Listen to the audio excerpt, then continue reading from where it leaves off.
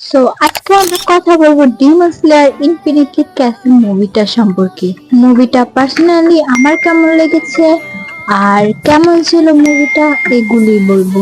এটা এক কথায় বলতে গেলে আমার কাছে দারুণ লাগছে, অসম লাগছে, জোস লাগছে। এটা সম্পর্কে যতই প্রশংসা করব কম হয়ে যাবে। একটা ফাইট সিন আমাকে ভিতর থেকে মুগ্ধ করে দিছে। मजा आया और मैं ये जो मजा है এই মুভির মধ্যে আমাকে সব থেকে বেশি অবাক যে করেছে সে হলো জেনেসু। বলেন কি? মানে ভাই ভাববো যে সারাক্ষণ ভিতর মতো থাকে, লড়াই করতে পারে না, সেই জেনেসু এত বেশি সাহস দেখি লড়াই করছে যে আমি পুরাই অবাক হয়ে গেছি।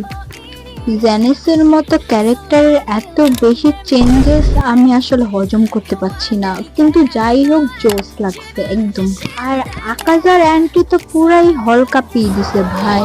আকাজা ওর ব্যাক স্টোরি যে এতটা স্যাড আমি ভাবতেও পারিনি। আমি সব জায়গায় এডিট মেডিটে আকাজার ব্যাপারে অনেক কিছু দেখছি যে মানুষের ফেভারিট দিলেন আকাজা, বাট আমি বুঝতে পারিনি তখন যে আকাজাকে মানুষ কেন এতটা পছন্দ করে। এই স্টোরি জানার পর আকাজা পার্সোনালি আমারও ফেভারিট হয়ে গেছে সত্যি। যদি আকাজা নিজেকে স্যাক্রিফাইস না করতো তানজিরো আকাজাকে হারাতে পারতো না, আমার তো এটাই মনে হয়, কারণ আকাজা অনেক বেশি স্ট্রং। কিন্তু যখন শিনোবু মানে ওই ডিমনটার কবজায় এসে পড়ে আর ওই ডিমনটা ওকে নিজের ভিতরে ঢুকিয়ে ফেলে, তখন তো আমি সত্যি ভাবছিলাম যে শিনোবু মারা গেছে। মানে পরে যখন লাস্টে গিয়ে দেখায় যে না, শিনোবু বেঁচে আছে ওই ডিমনটার ভিতরে, তখন একটু শান্তি পেয়েছি।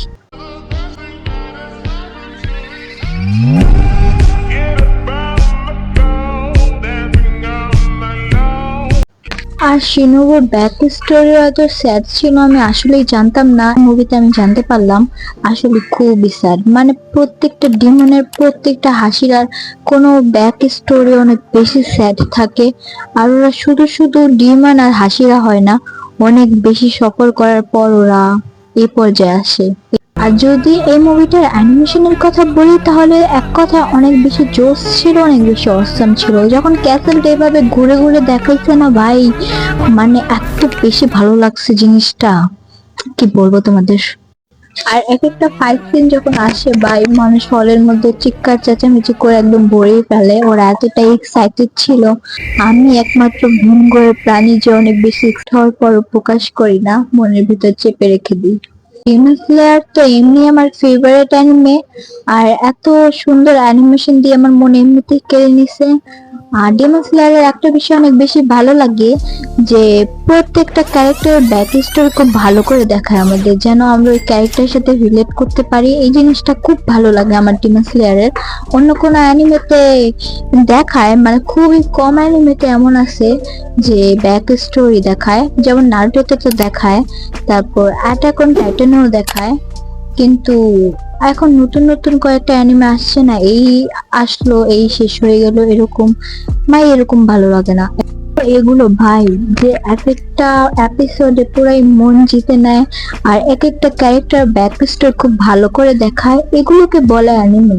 এই আসলে এই শেষ হয়ে গেল, এটা অ্যানিমে না। যেমন চেনসো ম্যানের কথাই বলি, চেনসো ম্যান সিজন 1 খুবই ছোট, আমাদের কোনো মানে কোনো ক্যারেক্টার ব্যাক স্টোরি তো একদমই দেখায়নি, তাই আমরা ক্যারেক্টার সাথে বেশি রিলেট করতে পারিনি।